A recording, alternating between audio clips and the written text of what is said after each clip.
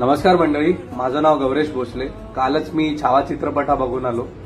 अत्यंत कौतुकास्पद आणि अंगावर काटा आणणारा चित्रपट आहे. तुम्ही जाऊन नक्की पहा. तर विषय असा आहे की काल जेव्हा मी चित्रपट पाहत होतो तेव्हा माझ्या एक लक्षात आलं की आपल्या मावळ्यांचंही तितकंच मोठं योगदान आहे, तितकंच मोठं बलिदान आहे हे स्वराज्य स्थापित करायला. तर विषय असा आहे की आजच्या तारखेला पण आपल्या राज्यामध्ये किंवा आपल्या देशामध्ये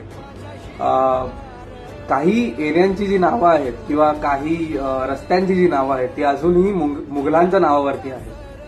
तर माझी अशी विनंती आहे माननीय सन्माननीय सुप्रीम कोर्ट आणि सन्माननीय हायकोर्ट आणि भारत सरकारला की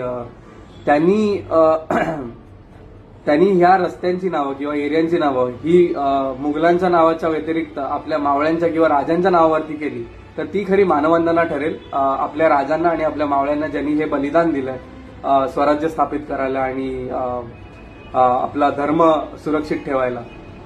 तर यांनी काय होईल याचं कारण असं आहे की आपण उद्या बोलू शकू की आपण आपल्या राजांच्या रस्त्यावर चाललेलो आहे किंवा आपण आपल्या मावळ्यांच्या रस्त्यावर चाललेलो आहे किंवा आपण आपल्या राजांच्या एरियामध्ये राहतोय किंवा आपण आपल्या मावळ्यांच्या एरियामध्ये राहतोय.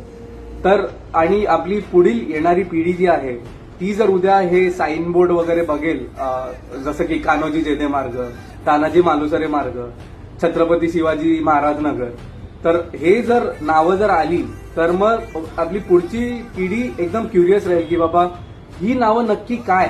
ही लोक जाऊन रिसर्च करतील, गुगल करतील आणि मग त्यांना ती माहिती कळेल.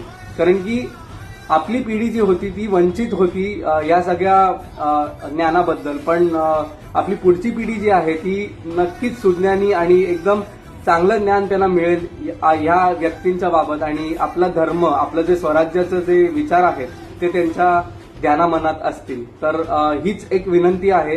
तुम्हाला काय वाटतं तुम्ही जरूर कमेंटमध्ये मेन्शन करा. बाकी जय भवानी, जय शिवराय.